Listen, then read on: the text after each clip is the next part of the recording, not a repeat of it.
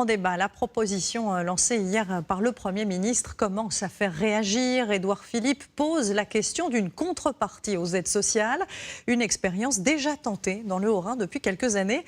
Là-bas, les bénéficiaires du RSA travaillent quelques heures en échange, un système basé sur le volontariat. Regardez ce reportage près de Mulhouse de Lucas Baron et Joseph Pasquier. On se fait belle, d'accord? Comme ça, ce soir, on sort. Rachida, 40 ans, est bénéficiaire du RSA. Elle touche 498 € par mois. 2 heures par semaine, elle est bénévole volontaire dans cette résidence pour seniors. On peut aussi bien faire de la manucure qu'un petit soin du visage ou d'autres activités comme du bricolage, comme de la danse. Des activités essentielles selon elle pour tisser du lien, rompre avec la solitude. Maman célibataire avec un enfant de 5 ans à charge, elle cherche un emploi depuis 6 mois.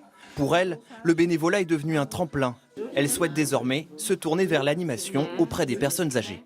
Ça m'apporte de l'expérience, ça peut aussi m'apporter du bien-être, de me rendre utile pour ces personnes qui en ont besoin justement.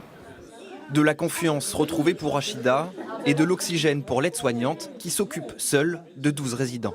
Ça fait un collègue en plus et mentalement ça nous soulage beaucoup.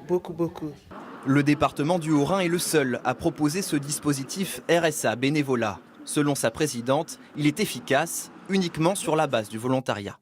On ne peut pas imposer une activité dite bénévole. Et le type d'activité qui est proposé, c'est par exemple accompagner des personnes handicapées à un concert, c'est par exemple participer à une chorale. Tous ne retrouvent pas un emploi, mais les résultats sont encourageants. Moins 15% d'allocataires du RSA en 2 ans dans le département du Haut-Rhin. Au chapitre santé,